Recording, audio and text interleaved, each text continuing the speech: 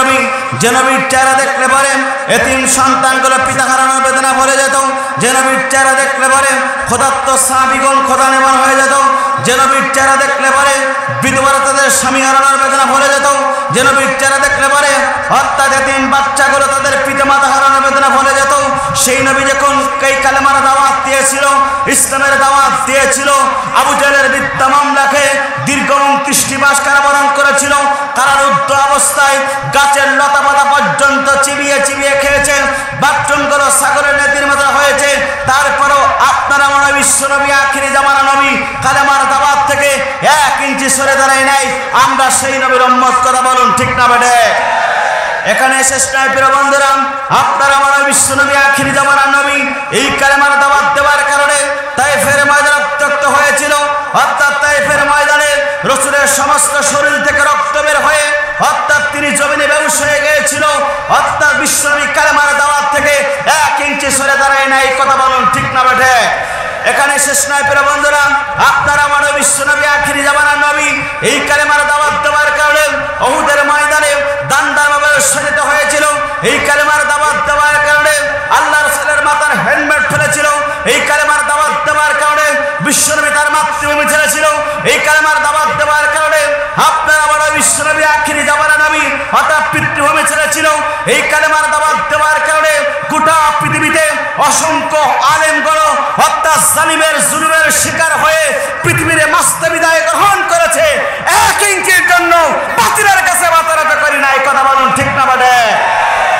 আফসোস লাগে, দুঃখ লাগে প্রিয় বন্ধুরা, যার রুহের মাগফিরাতের জন্য আজকে আমরা এই কোরআনের তাফসীর মাহফিলে বলেছি, যিনি কাবা ঘরে 3 দিন ইত্তেকাফ করার সুযোগ পেয়েছিল, যিনি 2 রাকাত নামাজ পড়ার সুযোগ পেয়েছিল, যার কণ্ঠে কোরআনের তাফসীর শুনে অসংখ্য নাস্তিকরা কালেমা পড়ে মুসলমান হয়ে গিয়েছিল, যার জন্য গোটা পৃথিবীতে অর্থাৎ বাংলার জমিনে অসংখ্য যুবকেরা অর্থাৎ নিজের বুকের তপ্ত রক্ত ঢেলে জমিনটাকে সিক্ত করেছিল, যার জন্য গোটা পৃথিবীর মুসলমান কাঁদে, বাংলার জমিনের অসংখ্য আলেমগণ কেঁদেছে, অসংখ্য কোরআনপ্রেমী ব্যক্তি কেঁদেছে, আল্লামা সাঈদী পর্যন্ত শহীদ হয়েছে। বাতিলের কাছে মাতারত করি নাই, কথা বলুন ঠিক না বলে? সুতরাং বিশ্বনবীর মতন করে রক্ত দিতে হয়, বিশ্বনবীর সাহাবায়ে কেরামদের মতন রক্ত দিতে হয়। বাংলাদেশের অর্থাৎ সবচেয়ে বড় বলি, বাংলাদেশের সবচেয়ে বড় অর্থাৎ শহীদ অর্থাৎ আল্লামা সাঈদীর মতন করে যদি আপনার আমার রক্ত দেওয়া লাগে, জীবন দেওয়া লাগে, যেমন করে ফিরাউনের বাচ্চারা জুতা উতা করে চলে গেছে, তার জন্য যদি ইকামত দিনের কাজ করতে গেলে যদি জীবন দিতে হয়, রক্ত দিতে হয়, কারা কারা পরস্পর দোয়ার আল্লাহকে রেখে দেয়।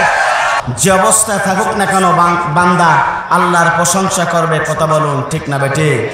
দুরূদ এবং সালাম যাপন করে বিশ্বমানবতার একমাত্র দিশারি বিশ্বমানবের দেবী আপনার আমার নবী নবীদের সর্দার, যে নবী গোটা পৃথিবীতে মানুষের তৈরি করা আইনের গোলামি না করে কেবলমাত্র শুধুমাত্র একমাত্র এই কালেমার দাওয়াত দেওয়ার কারণে নির্যাতিত হয়েছে, নিষ্পেষিত হয়েছে, নিগৃহীত হয়েছেন।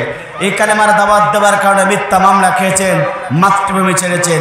এই কালেমার দাওয়াত দেওয়ার কারণে যিনি শরীর থেকে রক্ত ঝরিয়েছেন, আজকের এই দোয়া অনুষ্ঠান এবং তাফসীর মাহফিল থেকে সে নবীর প্রতি দুরূদ আর সালাম সাহেবুল সাল্লাল্লাহু আলাইহি ওয়াসাল্লাম মাগফিরাত কামনা করি সেসব ভাইদের জন্য যাদের জীবনটা ইসলামের জন্য দিয়েছেন, কোরআনের জন্য দিয়ে গোটা পৃথিবীতে যাদের নামগুলো স্বর্ণাক্ষরে লেখা হয়েছে।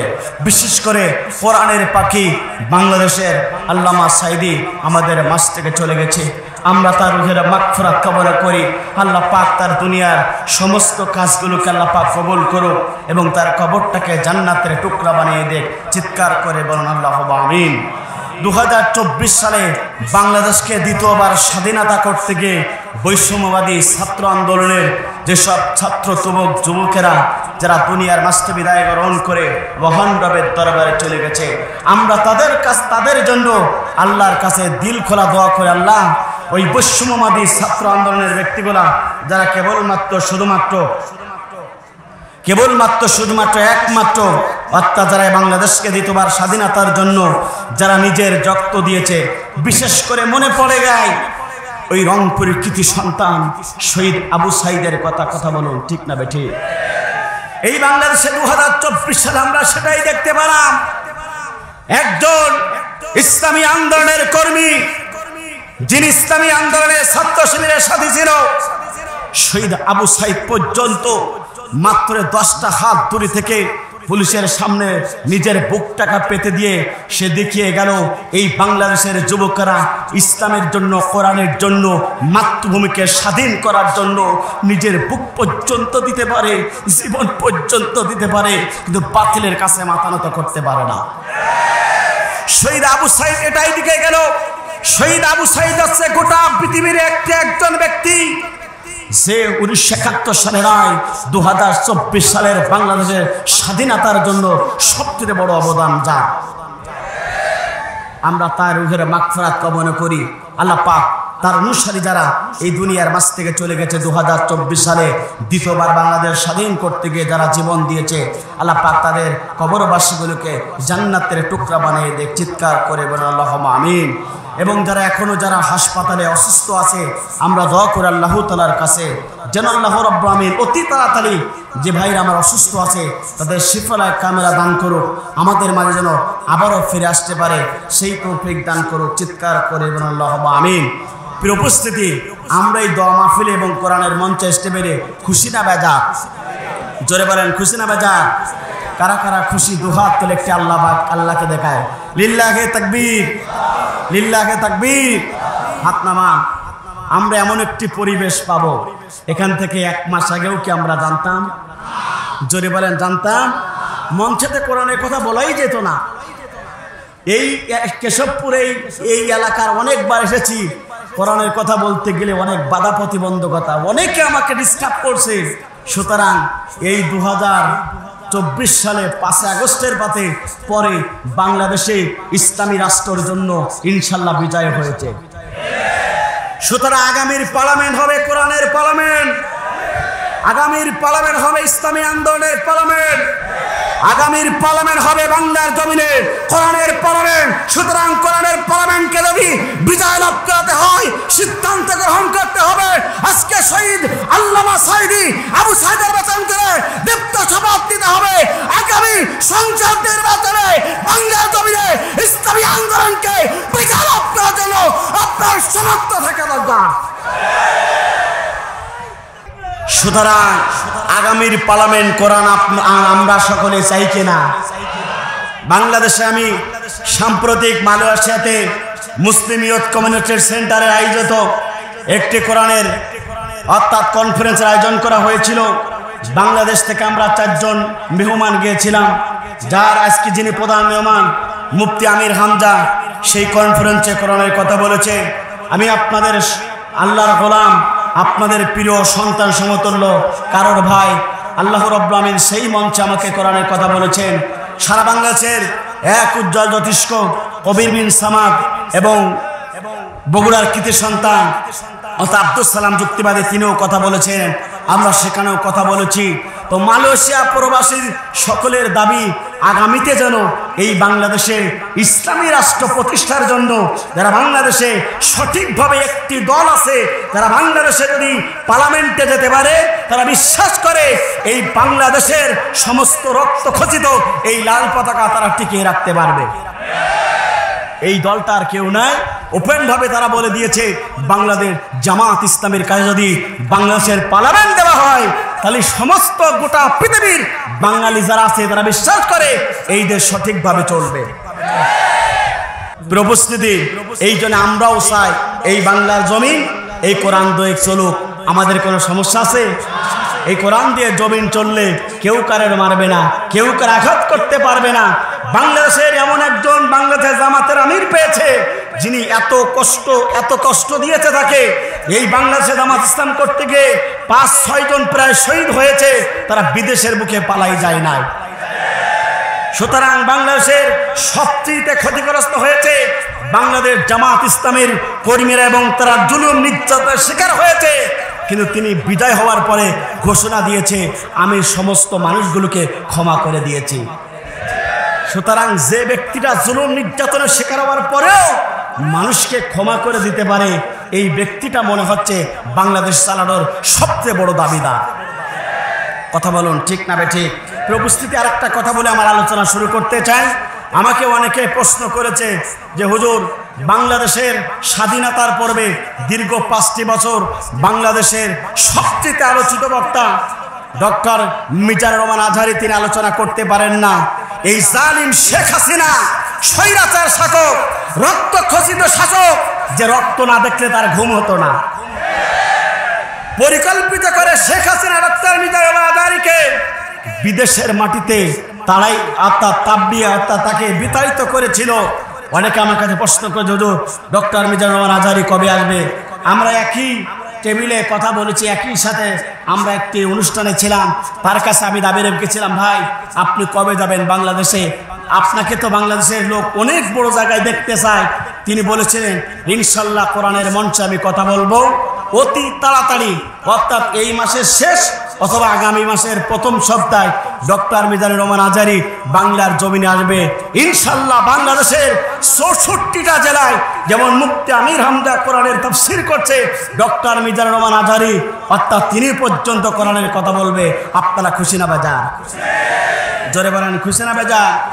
এই জন্য দোয়া করবেন, ইনশাল্লাহ অতি তাড়াতাড়ি ডক্টর মিজানুর রহমান আজহারী এই বাংলাদেশের 64টা জেলায় কথা বলবে ইনশাল্লাহ। ডক্টর মিজানুর রহমান আজহারী এমন একজন আলোচক, আপনারা খুশি হয়ে যাবেন, যিনি আপনার আফ্রিকাতে জোহানেসবার্গে প্রায় 92 বিলিয়ন টাকা খরচ করে একটি মসজিদ, অর্থাৎ যারা আফ্রিকাতে থাকে ওই দেশের বাংলাদেশি প্রবাসীদের নিয়ে একটা সংগঠন করে 92 বিলিয়ন টাকা দিয়ে একটা মসজিদ সেখানে সবচেয়ে আফ্রিকাতে বড় মসজিদ তৈরি করতে যাচ্ছে। আপনারা খুশি না ভাইদা? সুতরাং আমরাও চাই এই বাংলার জমিনে প্রত্যেকটা মসজিদ থেকে এমন কোরআনের ভাষণ চলে আসবে।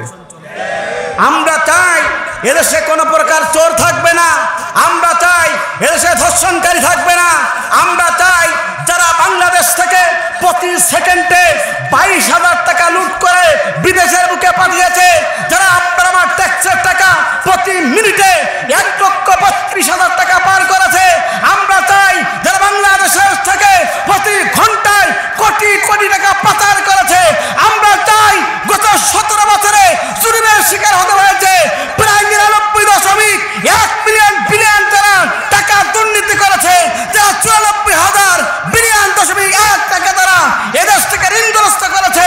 আমরা যত আহ্বান জানাবো অন্তর্বর্তী সরকারের প্রধান ডক্টর মির ইউনূসের কাছে অতি তাড়াতাড়ি দুর্নীতি সরকার অর্থাৎ স্বৈরাচার হাসিনাকে ভারত থেকে এনে পার্টির কাছে ঝোলাতে হবে। এতটাই দুর্নীতি করেছে, আপনার আমার রক্তগুলো চুষে খাবার মতন শেষ। কথা বলুন ঠিক না বেঠিক? এতটাই দুর্নীতি করেছে, ব্যাংকগুলোকে লুট করা হয়েছে, এতটাই দুর্নীতি করেছে, বাংলাদেশের সমস্ত মাটিগুলা ওরা খেতে পেলে সবচেয়ে খুশি হয়ে যেত। কিন্তু বিজয় দান করেছেন তিনি কে? ইন্না বাশশা রাব্বিকা লাশাদীদ। যখন আল্লাহ পাক ধরবে দুনিয়ার কেউ আর রাখতে পারবে না। আমরা দেখেছিলাম ফেরাউন অর্থাৎ মুসা আলাইহিস সালাম কালেমার দাওয়াত দিয়েছিল, ফেরাউন সহ্য করতে পারে নাই, মুসাকে বিরোধিতা করেছিল, সেই ফেরাউনকে সুপিয়ে সুপিয়ে মেরেছিলেন তিনি কে? আমরা দেখেছিলাম মুসলিম জাতির পিতা ইব্রাহিম আলাইহিস সালাম তিনিও কালেমার দাওয়াত দিয়েছিল, নমরুদ তাকে নির্যাতন জুলুমের শিকার করেছিল, আগুনতে পুড়িয়ে তাকে মারার জন্য চেষ্টা করেছিল, সে আগুন থেকে মুসলিম জাতির পিতা ইব্রাহিমকে আল্লাহ রাব্বুল আলামিন রক্ষা করেছিলেন। আর জুতা পিটা করে গোটা পৃথিবীতে দৃষ্টান্ত রাখার জন্য নমরুদকে আল্লাহ রাব্বুল আলামিন পৃথিবীর মাঝ থেকে বিদায় গ্রহণ করেছিল। আমরা দেখতে পেরেছিলাম আপনার আমার নবী অর্থাৎ তিনি কালেমার দাওয়াত দেওয়ার কারণে আবু জেহেল তার বিরোধিতা করেছিল, সে আবু জেহেলকে আল্লাহ রাব্বুল আলামিন মাজার মুআজের কাছ থেকে তারা পিতের মাছ থেকে দুই ভাই ওই আবু জেহেলকে অর্থাৎ সপ্তাহে পিতের মাছ থেকে বিদায় গ্রহণ করেছিল। কথা বলুন ঠিক না বেঠিক? আর বাংলাদেশের সবচেয়ে স্বৈরাচার শাসক, জুলুমকারী শাসক, রক্তচোষা শাসক, সবচেয়ে ধর্ষণকারী অর্থাৎ যে আল্লামা সাঈদীকে প্ল্যান করে হত্যা করেছিল ভারতের প্রোটেকশন দিয়ে, সে আল্লামা সাঈদীকে নির্মমভাবে শেখ হাসিনা হত্যা করেছিল, সেই শেখ হাসিনাকে আল্লাহ রাব্বুল আলামিন এমন শাস্তি দিয়েছে 2024 সালে ছাত্রদের কাছ থেকে জুতা পিটা খেয়ে লুঙ্গি উঁচু করতে করতে চলে গিয়েছে। এই সিদ্ধান্ত কার? জোরে বলেন কার? সুতরাং আল্লাহ পাক সবকিছু পারে। আপনার আমার 17 বছর পরীক্ষা দিয়েছে। এই 17 বছরের পরীক্ষার মাধ্যমে আল্লাহ পাক যাচাই বাছাই করতে চেয়েছেন কারা আমার কোরআনের পক্ষে ছিল আর কারা ওই স্বৈরাচারের পক্ষে ছিল। 17 বছর আল্লাহ পাক পরীক্ষা নিয়েছে। যে কারা জীবন দিয়েছে, ফাঁসির মঞ্চে গিয়েছে, কিন্তু কোরআন ছেড়ে দেয় না, ইসলামী আন্দোলন ছেড়ে দেয় নাই। তারা জানতো নিশ্চিত যদি কোরআনের পক্ষে বিপ্লবের কথা বলি আমাদের বুকটাকে ছারকার করে দেবে, আমাদের জীবন চলে যাবে, নিশ্চিত আমাদেরকে দুনিয়ার মাস্তে বিদায় গ্রহণ করানো হবে। তারপরেও ইসলামী আন্দোলনের কর্মীরা 1 ইঞ্চি জমিন থেকে ছেড়ে যায় না। আজকে এমন অবস্থা হয়েছে যে পালাতে পালাতে চলে গিয়েছে। সুতরাং বুবু, তোমার অবস্থা ভবিষ্যতে এমন হতে পারে যে তোমার এই বাংলার জমিনে বাংলাদেশের মুসলমান তোমার ফাঁসি চায়। কথা বলুন ঠিক না বেঠিক? কারণ হচ্ছে তোমার কোথাও জায়গা হবে না, কারণ তোমার এই বাংলাদেশে তোমার ফাঁসি হবেই। কথা বলুন ঠিক না বেঠিক? আমার বুবু খাইছে ধরা। কথা বলুন ঠিক না বেঠিক? আমার বুবু খাইছে ধরা, এবার তো আর রক্ষা নাই, হাসিনা নাই দেশে নাই, পালাই গেছে ইন্ডিয়ায়। কথা বলুন ঠিক না বেঠিক? আমার বুবু পাইছে ধরা, আমার বুবু খাইছে ধরা, এবার তো আর রক্ষা নাই, হাসিনা নাই দেশে নাই, পালাই গেছে ইন্ডিয়ায়, হাসিনা নাই দেশে নাই, পালাই গেছে ইন্ডিয়ায়। ও বুবু, দিল্লি তোমার মামা বাড়ি, সেটাই বুবু দিছে পাড়ি। ও বুবু, দিল্লি তোমার মামা বাড়ি, সেটাই বুবু দিছে পাড়ি। বীর জনতা জানতে চায়, বীর জনতা জানতে চায় বুবু, বীর জনতা জানতে চায় বুবু, তোমার হবে ফাঁসি। কথা বলুন ঠিক না বেরে? হাসিনা নাই দেশে নাই, পালাই গেছে ইন্ডিয়ায়। কথা বলুন ঠিক না বেঠি? আমার বুবু খাইছে ধরা, আমার বুবু খাইছে ধরা, এবার তো আর রক্ষা নাই, হাসিনা নাই দেশে নাই, পালাই গেছে ইন্ডিয়ায়।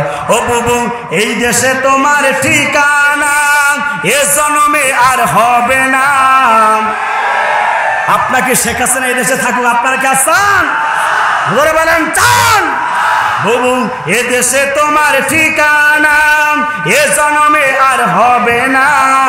কত মানুষ মারছো তুমি, কত মানুষ মারছো তুমি, জানতে চাই জনতা যে জানতে চায়, হাসিনা নাই দেশে নাই, পালাই গেছে ইন্ডিয়ায়। আমার বুবু খাইছে ধরা, আমার বুবু খাইছে ধরা, এবার তো আর রক্ষা নাই, হাসিনা নাই দেশে নাই, পালাই গেছে ইন্ডিয়ায়, হাসিনা নাই দেশে নাই, পালাই গেছে ইন্ডিয়ায়। ও বুবু, কোথায় তোমার বাহাদুরি, কোথায় তোমার সলসাতুরি? সকালে একটা মিথ্যা কথা, সন্ধ্যা একটা মিথ্যা কথা, আর মানুষকে মারলে ওর ঘুম হতো না। বুবু, কোথায় তোমার বাহাদুরি, কোথায় তোমার সলসাতুরি? তোমার বাবার স্বপ্ন বুবু, তোমার বাবার স্বপ্ন বুবু, ভাইসে গেল গঙ্গায়।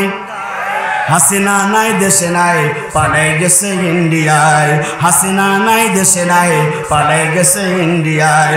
আমার বুবু খাইছে ধরা, আমার বুবু খাইছে ধরা, এবার তো আর রক্ষা নাই, হাসিনা নাই দেশে নাই, পালাই গেছে, পালাই গেছে। সুতরাং আমরা চাই অনতি বিলম্বে বাংলার জমিনে এসে তাকে হত্যা মামলার ফাঁসির কার্য অর্থাৎ ফাঁসিকে তাকে ঝোলাতে হবে। কথা বলুন ঠিক না বেঠিক?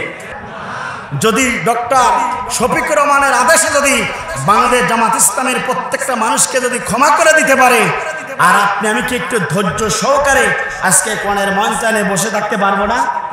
কারা কারা কোরআনের ময়দানে ধৈর্যচ্যুত না হয়ে ধৈর্যের সাথে কোরআনের ময়দানে বসে থাকবেন? দুহাত তুলে একটু আল্লাহকে দেখান।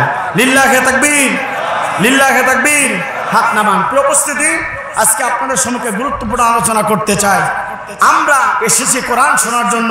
বলুন তো এই কোরআনুল কারীমটা কার? জোরে বলেন কার? আমরা কার? এই জমিন ইসলাম প্রতিষ্ঠা হোক আমরা চাই কিনা? জোরে বলেন চাই কিনা? আমরা এখন সকলেই দাবি বাংলাদেশে ইসলাম প্রতিষ্ঠা হোক। কথা বলুন ঠিক না বেঠিক? আমার বন্ধুরা তাহলে লক্ষ্য করুন, আপনার যে কোরআন শোনার জন্য কোরআনের ময়দানে কোরআনের ভিতরে ঘোষণা করছেন, বান্দা শুনে রাখো এই কোরআনের মঞ্চ অত্যন্ত দামি মঞ্চ। এই কোরআনুল কারীমটা আল্লাহ রাব্বুল আলামিন আপনার আমার জন্য প্রেরণ করেছিলেন। এই কোরআনটা আপনার আমার জন্য সবচেয়ে আল্লাহ রাব্বুল আলামিন দিয়েছেন। সে মহান রব ঘোষণা করছেন, বান্দা শুনে রাখো এই কোরআনুল কারীমটা আল্লাহর পক্ষ থেকে গেছে।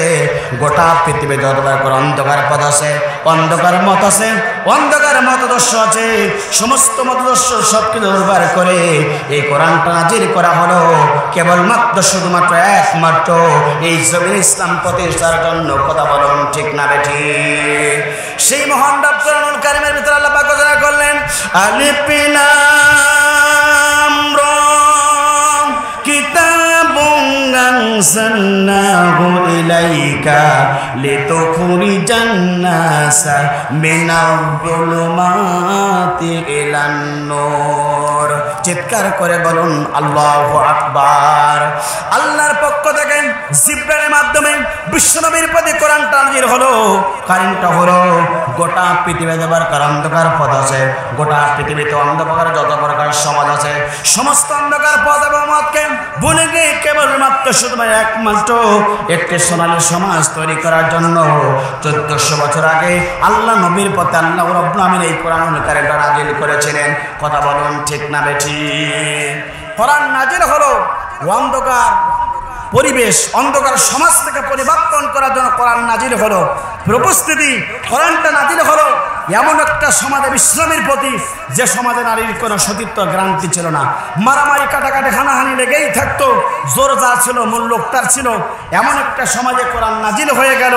উপস্থিতি কোরআন যখন নাযিল হয়ে গেল সেই সমাজ পরিবর্তন হয়ে গেল। আয়ামে জাইলাত কোনো সমাজ আলোকিত সমাজে পরিণত হয়ে গেল। কথা বলুন ঠিক না বেঠিক? সুতরাং বাংলাদেশে যে অন্ধকার সমাজ ছিল, অন্ধকার শাসক গোষ্ঠী ছিল, সব কিছু দূরীভূত করে যদি এই কোরআনের সমাজ যদি প্রতিষ্ঠা হয়ে যায়, এই সমাজে নারীর সতীত্বের গ্যারান্টি চলে আসবে। কথা বলুন ঠিক না বেঠিক? এই সমাজে আপনার কষ্ট থাকবে না, মারামারি থাকবে না, খুনখুনি থাকবে না, কাউকে গুম করবে না, কাউকে কারো সম্পদ লুণ্ঠন করবে না, অন্যায়ভাবে কাউকে কেস দিয়ে অন্ধ প্রকাশে জীবনযাপন করাবে না। কথা বলুন ঠিক না বেঠিক? উপস্থিতি আপনারা দেখতে পাচ্ছেন গত কয়েকদিন যাবত বাংলাদেশের একটি ঘর, যে ঘরের নাম আয়না ঘর। কথা বলুন ঠিক না বেঠিক? আপনারা মিডিয়ার মাধ্যমে জানতে পেরেছেন বাংলাদেশে কিছু কুচক্রী মহল ইসলামী আন্দোলনের কর্মীদেরকে অন্যায়ভাবে গ্রেফতার করে সে আয়না ঘরের ভিতরে রেখে একজন জীবন্ত মানুষকে দুনিয়ার মাঝ থেকে বিদায় গ্রহণ করানো হয়েছে। অসংখ্য ইসলামী আন্দোলনের কর্মীদেরকে আয়না ঘরের ভিতরে ঢোকানোর পরে পৃথিবীর মাঝ থেকে তাদেরকে বিদায় গ্রহণ করানো হয়েছে। এটা বাংলাদেশের মুসলমান দেখতে পেরেছে। কথা বলুন ঠিক না বেঠিক? উপস্থিত আপনাদেরকে বলতে চাই, যারা আজকে আয়না ঘর তৈরি করেছে আর আয়না ঘরের ভিতরে হাজার হাজার মানুষগুলোকে, নিরপরাধ মানুষগুলোকে যারা হত্যা করেছে, যারা আয়না ঘর তৈরি করেছে, অর্থাৎ ডিবি হারুন, অর্থাৎ জিয়াউল হক সহ যত আয়না ঘরের যারা নির্মাণ করেছিল তাদেরকে গ্রেফতার করে আয়না ঘরের ভিতরে তাদেরকে শাস্তি দেওয়া লাগবে। কারণ আয়না ঘর ছোট্ট একটি ঘর, 2 থেকে 2.5 ফুট চওড়া, 3 ফুট লম্বা। একজন মানুষকে মাত্র 2 মিনিটের জন্য বাথরুম করার সুযোগ করে দেওয়া হতো। আয়না ঘরটা এত নির্মমভাবে তারা বানাইছিল, যে সময় তারা আজান পরিচালিত হতো সে আয়না ঘরের ভিতরে তারা গান বাজনা বাজানোর সাউন্ড সিস্টেম করত, যাতে করে তারা নামাজও না পড়তে পারে, যাতে করে তারা বাইরের কোনো শব্দ না শুনতে পারে। এতটাই কষ্ট দেওয়া হয়েছে ওই আয়না ঘরে যাদেরকে রাখা হয়েছিল। কথা বলো ঠিক না বেঠিক? উপস্থিতি এই জন্যে বাংলাদেশের দরবেশ যার নাম আছে সালমান এই প্রমাণ, দাড়ি কেটে ক্লিন শেভ করে এই ফেকি অর্থাৎ সালমান এই প্রমাণ পালাচ্ছিল, গ্রেপ্তার হয়েছে। যদি ওই আয়না ঘরের ভিতরে যদি 10 দিন ডাকা হয় ও 10 পড়া শুরু করবে। কথা বলুন ঠিক না বেঠিক? সুতরাং আয়না ঘর যারাই তৈরি করেছে তাদেরকে আয়না ঘরে রাখার দরকার আছে না নাই? জোরে বলেন আছে না নাই? অর্থাৎ যাদের জন্য কূপ ঢেলেছিল, যাদের জন্য ওই আবু জেহেল বিশ্বনবীকে মারার জন্য যে প্ল্যান করেছিল, সেই কূপে আবু জেহেল মেরেছিল। আয়না ঘর তৈরি করে বাংলাদেশে ইসলামী আন্দোলনের কর্মীদেরকে বেরানো হয়েছে। আজকে যারা আয়না ঘর তৈরি করে সাহিত্য করলো, অতীত তাদেরকে আয়না ঘরের ভিতরে রাখা দরকার। বুক ফুলে কথা বলতে হবে। আজকের ওয়াজ হবে না, শুধু আওয়াজ হবে। কথা বলুন ঠিক না বেঠিক? বড় 17টা বছর ধরে কোরআনের কথা বলতে পারি নাই। এই কোরআনের কথা বলার কারণে আল্লামা সাঈদী শহীদ হয়েছে। এই কোরআনের কথা বলার কারণে ডক্টর বিতাড়িত হয়েছে। এই কোরআনের কথা বলার কারণে peace TV, Islamic TV, Diganta TV বন্ধ হয়েছে।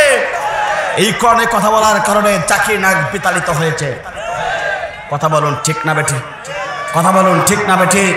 এই উপস্থিতি আল্লামা সাঈদী একটা কথা বলেছিল শহীদ হওয়ার আগে। তিনি বলেছিল, তোমরা জুলুম করেছো, শোনো, এমন একটা দিন আসবে, এমন একটা দিন আসবে। বাংলাদেশের ওলি হচ্ছে আল্লামা সাঈদী। তিনি একথাই বলেছিল, এমন একটা দিন আসবে, এমন একটা সময় আসবে, এমন একটা জামানা আসবে, ইঁদুরি গর্ত পর্যন্ত খুঁজে পাওয়া যাবে না। সেই কথা বাস্তবে সত্য হয়েছে। আজকে একজন ওই জালিম স্বৈরাচারের অনুসারীকে খুঁজে খুঁজে আমরা পাচ্ছি না।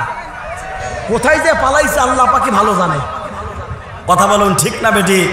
সুতরাং ইসলাম থেকে যারা বিমুখ হয়ে যায় তাদের অবস্থা ভালো না খারাপ? জোরে বলেন ভালো না খারাপ? আমার বন্ধুরা তাহলে লক্ষ্য করুন, এই কোরআনুল কারীমটা আপনার আমার জন্য অন্ধকার সমাজ পরিবর্তন করবে। আর আল্লাহ রাব্বুল আমিন কোরআনুল কারীমের ভিতরে ঘোষণা করলেন, বান্দা শুনে রাখো, এই সমাজে আমি রব্বুল আমিন তোমাদেরকে কবুল করেছি, আমি তোমাদেরকে মনোনীত করেছি, যার কারণে তোমাদেরকে এখানে বসার সুযোগ দান করেছি। সেটাও আল্লাহ রাব্বুল আমিন কোরআনুল কারীমের ভিতরে বলছেন, হুয়া জাতাবাকুম ওয়া মা জাআলা আলাইকুম ফিদ্দীন মিন হারাজ। আল্লাহ পাক বলেন, আমি যাদেরকে মনোনীত করেছি, আমি যাদেরকে কবুল করেছি, আমি যাদেরকে পছন্দ করেছি, তাদেরকে আমি কোরআনের ময়দানে বসার সুযোগ দান করেছি। একবার জোরে জোরে বলুন আল্লাহু আকবার। আমি রব্বুল আমিন যাদেরকে কবুল করেছি, আমি যাদেরকে কবুল করেছি, আমি যাদেরকে পছন্দ করেছি, তাদের দ্বারা 2024 সালে বাংলাদেশের ইসলাম প্রতিষ্ঠার জন্য বিজয় লাভ করলাম। আমার বন্ধুরা তাহলে লক্ষ্য করুন, সুতরাং আল্লাহ পাক আপনাকে আমাকে এই আন্দোলনটাকে পছন্দ করেছিল। আল্লাহ রাব্বুল আমিন ছাত্রদেরকে পছন্দ করেছিল, যার কারণে ছাত্রদের দ্বারা এই বাংলাদেশে ইসলাম প্রতিষ্ঠার জন্য শুভলগ্ন হয়েছে। কথা বলুন ঠিক না বেঠিক? এই জন্য মহান রব কোরআনুল কারীমের ভিতরে বলছেন, বান্দা শুনে রাখো, আমি রব্বুল আমিন তোমাদেরকে পছন্দ করেছি, আমি রব্বুল আমিন তোমাদেরকে চয়েস করেছি, আমি রব্বুল আমিন তোমাদের প্রতি খুশি হয়ে গেছি, যার কারণে দিনের জন্য তোমাদেরকে কবুল করেছি। এই জন্য প্রিয় উপস্থিতি আপনাকে বলতে চাই, আপনার কোরআনের ময়দানে, কোরআনের মঞ্চে সিদ্ধান্ত গ্রহণ করতে হবে। এই বাংলাদেশকে রক্ষা করতে গিয়ে যদি আমার যদি রক্ত লাগে রক্ত দেব, জীবন লাগে জীবন যাব, তবে আল্লাহর জমিনে আল্লাহর দিন প্রতিষ্ঠার জন্য আন্দোলন করব। কথা বলুন ঠিক না বেঠিক? যুগে যুগে যারা ইসলাম প্রতিষ্ঠার জন্য আন্দোলন করেছে, যুগে যুগে যারা ইসলামকে প্রতিষ্ঠার জন্য যারা কাজ করেছে, সেই কাজ আপনাকে করতে হবে। এই কাজ যদি আপনি করতে পারে, আপনাকে আমাকে যিনি পছন্দ করবেন তিনি কে? জোরে বলেন তিনি কে? প্রিয় উপস্থিতি আপনাদেরকে বলতে চাই, আমি আজকে যে বিষয়ের উপর আলোচনা করতে চাই সেই বিষয় আলোচনা করার জন্য শুরু করতে চাই। প্রিয় উপস্থিতি, বর্তমানে নয় গোটা পৃথিবীতে মুসার কাছে পরাজিত হয়েছিল, নাম তার ছিল ফেরাউন। কথা বলুন ঠিক না বেঠিক? আর বাংলাদেশে ফেরাউন ছিল সবাই জানে, বুক ফুটে বলতে পারতো না, যার নাম শেখ হাসিনা। বাংলাদেশের ফেরাউনের খালাতো বোন, এই খালাতো বোনের অবস্থা কি হলো জানার দরকার আছে না না? জোরে বলেন আছে না না? অর্থাৎ সেই ফেরাউন কি কি কাজ করেছিল সামনে সেই সময়, আর 2024 সালে 5 আগস্টের আগ পর্যন্ত এই ফেরাউন কি কি কাজ করেছিল জানার দরকার আছে না নাই? জোরে বলেন আছে না নাই? প্রিয় উপস্থিতি, এই ফেরাউন প্রথম নম্বর সে কাজ করেছিল, দেশের সমস্ত মানুষকে জিম্মি করেছিল। কথা বলেন না কেন? এই ফেরাউন প্রথম নম্বর কাজ করেছিল কি? দেশের সমস্ত মানুষকে জিম্মি করেছিল। কিভাবে? আপনারা সকলেই জানে, এভাবেই জিম্মি করেছিল। নেট সব অফ, ওয়াইফাই সব অফ করে বাংলাদেশের সমস্ত মানুষগুলোকে পাগল বানানো হয়েছিল। কথা বলেন না কেন? তাহলে ওই সময় ফেরাউন এই কাজ করেছিল, বর্তমানে যে ফেরাউন ছিল সেও একই অবলম্বন কাজ করেছিল। কথা বলুন ঠিক না বেঠিক? প্রস্তুতি বাংলাদেশের মানুষকে জিম্মি করেছিল, অর্থাৎ কোনো সংবাদ কেউ জানতে পারতো না। কথা বলুন ঠিক না বেঠিক? আমার বন্ধুরা, সেই ফেরাউন কি কাজ করেছিল লক্ষ্য করুন। মুসা আলাইহিস সালাতু ওয়াস সালাম অনুসারীদেরকে, সকল অনুসারীদেরকে জিম্মি করে বলল। সকলকে তিনি জিম্মি করার পরে তিনি ঘোষণা দিল, শোনো আমি যা বলবো দেশের মানুষগুলোকে তাই শুনতে হবে। সঙ্গে সঙ্গে দেশের মানুষেরা অবাক হয়ে গেল। মুসা আলাইহিস সালাতু ওয়াস সালামের কাছে তার অনুসারীরা চলে গেল, মুসা আমরা এখন কি করতে পারি? যে ফেরাউন যা করে আমাদেরকে তাই মানতে হবে। সঙ্গে সঙ্গে মুসা আলাইহিস সালাতু ওয়াস সালাম বলেছিল, শোনো তোমরা যদি আল্লাহর প্রতি মানে থাকো, মুসার প্রতি মানে থেকে থাকো, তাহলে তোমরা ধৈর্য ধারণ করো। ফেরাউনের কথাই তোমরা কোনো প্রকারের টেনশন করবে না, মন খারাপ করবে না, ধৈর্যচ্যুত হবে না। কথা বলুন ঠিক না বেঠিক? আমার বন্ধুরা, বর্তমানে ফেরাউন কি কাজ করেছিল? পার্লামেন্ট থেকে অর্থাৎ তিনি মন্ত্রী পরিষদ থেকে সকলকে বলা হলো, তোমরা তিনজন চলে যাও আর ছাত্র ভাইদের সাথে বৈঠক করে তোমরা তাড়াতাড়ি বলে আসো। দেশের সমস্ত অরাজকতা সব কিছু ঠিক করতে গেলে নেটগুলো বন্ধ করে দিয়ে সমস্ত মানুষগুলোকে জিম্মি করতে হবে। কথা বলুন ঠিক না বেঠিক? আমার বন্ধুরা, এটা আমার কথা নয়, সেই ফেরাউনের কথা। আল্লাহ রাব্বুল আলামিন কোরআনুল কারীমের কথা ঘোষণা করলেন, ফাহাসারা ফানাদা, দেশের সমস্ত মানুষগুলোকে একত্রিত করে ফেললো। অর্থাৎ সমস্ত মানুষগুলোকে একত্রিত করে অর্থাৎ জিম্মি করে সে বলেছিল, ফাকালা আনা রাব্বুকুমুল আলা, আমি কি সমস্ত ক্ষমতার মালিক নয়? কথা বলুন ঠিক না বেঠিক? সেই ফেরাউন বলেছিল, দেশের সমস্ত মানুষগুলো একত্রিত করলো। করার পরে ফেরাউন বলছে, এই শোনো আমি সমস্ত ক্ষমতার মালিক, আমি যদি দিশু দেই তোমরা চলতে পারবে, নাইতে পারবে না। মুসার অনুসারী বলেছিল, না না না, আমাদের সমস্ত ক্ষমতার মালিককে, লিল্লাহি মা ফিস সামাওয়াতি ওয়াল আরদ আলাহুল খালকু ওয়াল আমরু, সৃষ্টিদার, আইন চলবে তার, আমাদের সমস্ত ক্ষমতার মালিক আল্লাহ। চিৎকার করে বলেন আল্লাহু আকবার। আমার বন্ধুরা, সেই মুসার অনুসারী যখন বলেছিল, ফেরাউনের মটকা গরম। ঠিক একইভাবে যখন আমার দেশের মানুষেরা সবাইকে জিম্মি করে একত্রিত করে ফেললো, শেখ হাসিনা এটাই বললো, আমি কি সমস্ত পাওয়ারের মালিক নাই? আমি নেট চললে চলে, বন্ধ করে দিলে আর চলে না। কথা বলেন না কেন? সে সময় ফেরাউন কি কাজ করেছিল? আর এই ফেরাউন কি কাজ করেছিল একটু দেখুন বন্ধুরা। সে বলেছিল, নেট খোলা রাখলে আমি বললি নেট চলে, আর আমি যদি না বলি নেট চলে না। অর্থাৎ আমাদের বাংলাদেশের সমস্ত মানুষকে জিম্মি করেছিল না? কথা বলেন না কেন? আমার বন্ধুরা, আর সে বলেছিল আমি সমস্ত পাওয়ারের মালিক, আমাকে থামাই কে? আমি আরো থাকবো। কিন্তু আল্লাহ পাক বলল, তোরা রাখবো না। কথা বলুন ঠিক না বেঠিক? এই খেলা কার? জোরে বলেন কার? এই ছাত্র ভাইরা আছে আবাবিল পাখির মতো, তারা ছোট্ট ছোট পাখি, আবাবিল পাখি দেব। ওখানে কাবা ঘরকে আল্লাহ পাক তাদের দ্বারা সাহায্য করেছিল। আর বাংলাদেশে লাল পতাকা, খজিদাই পতাকায় রক্ষা করলো আল্লাহর সবচেয়ে গায়বী ফেরেশতা দ্বারা, আর বাংলাদেশের ছাত্র আন্দোলন ভাইদের দ্বারা।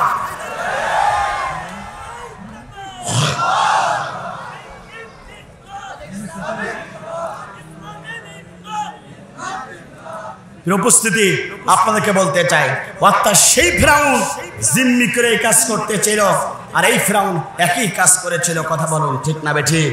উপস্থিতি অবস্থা কি শেষ পর্যন্ত ভালো হলো না খারাপ হলো? জোরে বলেন। খারাপ হলো। এতটাই খারাপ, তার সেই গণভবনে কেউ যেতে পারতো না। আর আমি দেখলাম ছেলেরা গণভবনে চলে গেল। যে মুরগি পেয়েছে মুরগি নিয়েছে, পাঙ্গাস মাছ পেয়েছে পাঙ্গাস মাছ নিয়েছে। মানুষের সতীত্বর একটা গ্যারান্টি আছে, সেই গ্যারান্টির একটা জামা পর্যন্ত খুলে খুলে মানুষ সব দেখানো শুরু করেছে। কথা বলুন ঠিক না বেঠিক? মেসেজ মানুষ, তাই বললাম না যে তোমার মা বোনেরা আছে, এতটাই তাকে। আর আল্লাহ পাক যদি তাকে যদি একটু ধরতে পারতো, এই ছেলেরা যে কি করতো আল্লাহ পাকই ভালোই জানে। কথা বলুন ঠিক না বেঠিক? সেই ফেরাউন বলেছিল আমার পাইকে, আর এই ফেরাউন কয়েছিল আমি সারা জীবন থাকবো, 41 সাল পর্যন্ত থাকবো। আল্লাহ পাক বলো 2024 সালে তোর বল আউট করবো। কথা বলুন ঠিক না বেঠিক? সুতরাং বলতে চাই বল আউট তো হলোই, আরো কথা বলতে চাই আমার ওই কি বলে আমার পাশের দেশের যে রাষ্ট্রপ্রধান, ওর নেই বউ আর এর নেই স্বামী, খাপে খাপ মুমতাজের বাপ, বউর সাথে শালি ফিরি। এ কথা বলেন না কেন? আর তো কোনো সমস্যা নেই, বউর সাথে শালি ফিরি পাবে সেখানে তুমি নষ্ট করো। ইতিহাস প্রমাণ করে কাউকে কম ছাড় দেয় না আল্লাহ পাক। ধরে মোল্লা ধরে না, ধরলে মোল্লা ছাড়ে না। সবাই ধরে বারবার, মোল্লারা ধরে একবার। এই মোল্লারা যাদেরকে ধরেছে, যারা যা নামাজ তাকে পড়াই লেগেছে। কথা বলুন ঠিক না বেঠিক? আমার বন্ধুরা এই বাংলার জমিনটাকে পুত পবিত্র করেছিল তার বাপের মূর্তি বানাই। এখন রাস্তাঘাটে কি আর পাওয়া যায়? পাওয়া যায়? কোটি কোটি টাকা খরচ করে দেশের পবিত্র ভূমিকে নষ্ট করতে চেয়েছিল যে মূর্তি দ্বারা এদেশের দামাল ছেলেরা 1 ঘন্টায় ফকা ফক। কথা বলুন ঠিক না বেঠিক? আমার বন্ধুরা সুতরাং জালিমের অনুসারী যারাই আছে তাদেরকে বলতে চাই তওবা করে আল্লাহর কাছে মাপ চেয়ে কোরআনের কাছে আসুন। কোরআন তোমাকে হাসানি দিয়ে ডাকছে। তওবা করে জুলুমটা করে তো ক্ষমা চান আল্লাহর কাছে।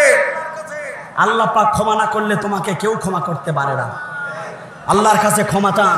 কত অপরাধ করেছো, কত ভাইকে জুলুম করেছো, নির্যাতন করেছো, কত ভাইয়ের বুক খালি করেছো, কত বাবার বুক খালি করেছো, কত নিরপরাধ মানুষগুলোকে বাড়ি থেকে ধরে ধরে জেলখানা অন্ধকার করে জীবন যাপন করিয়েছো, কত ভাইদেরকে কত কষ্ট দিয়েছো, ঘুমাতে পারি নাই 1 বছর 2 বছর 15 বছর পর্যন্ত। ওই চাঁপাইনবাবগঞ্জের মানুষ, ওই সাতক্ষীরার মানুষ পর্যন্ত ঘুমাতে পারি নাই। এই জুলুম করেছো, ক্ষমা চাও কার কাছে? আল্লাহর কাছে। উপস্থিতি তাহলে সেই সময় ওই সে অনুসারী ফেরাউন করেছিল এই কাজ। দেশের সমস্ত মানুষগুলোকে জিম্মি করে বলেছিল আমার মতন পাওয়ার আল্লাহর কে আছে? আর বাংলাদেশের 90 ফেরাউনের বাচ্চা একই কাজ করেছিল। কথা বলুন ঠিক না বেঠিক? আমার বন্ধুরা তাহলে লক্ষ্য করুন, এই ফেরাউন এই কাজ করেছিল, তার 1 নম্বর পয়েন্ট হলো সেই ফেরাউন বলেছিল আমার মতন ক্ষমতাধর ব্যক্তি, আমার মতন পাওয়ারওয়ালা ব্যক্তি আর কি আছে? আর বাংলাদেশের ফেরাউনের বাচ্চা ছিল শেখ হাসিনা, সেও ঠিক একই কাজ করেছিল। সেই ফেরাউনকে আল্লাহ পাক চুপিয়ে চুপিয়ে মেরেছিল। আর এই ফেরাউনকে আল্লাহ রাব্বুল আমিন বাংলাদেশ থেকে বিতাড়িত করে তাকে ছেড়ে দিল। কথা বলুন ঠিক না বেঠিক?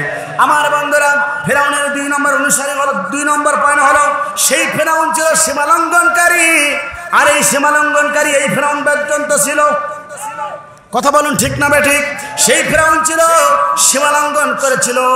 অর্থাৎ তিনি এতটাই সীমালঙ্ঘন করেছিল, তিনি বলতো আমি খোদাই দাবি করেছিল। এই ফেরাউন এতটাই খোদাই দাবি করেছিল যে তিনি কারোর কথা মানত না, কোরআনের কথা মানত না। কোরআনের ময়দানকে বন্ধ করে দেওয়ার জন্য পার্লামেন্ট থেকে পর্যন্ত ঘোষণা দিয়েছিল। কথা বলুন ঠিক না বেঠিক? তাফসীর মাহফিল হবে, তাদের পোস্টারে নাম না দিলে তাফসীর মাহফিল হতে দিত না। তাদের যদি অনুমতি না হয় তাহলে তাফসীর মাহফিল দেওয়া হতো না। এমন নীতি ছিল। কথা বলুন ঠিক না বেঠিক?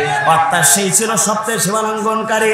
এবার আল্লাহ রাব্বুল আমিন কোরআনুল কারীমের ভিতরে তার উত্তর দিয়ে দিলেন। আল্লাহ রাব্বুল আমিন সুন্দরভাবে ঘোষণা করলেন ওয়া ইন্না ফিরাউনা লাআলিন ফিল আরদি ওয়া ইন্নাহু লামিনাল মুসরিফিন।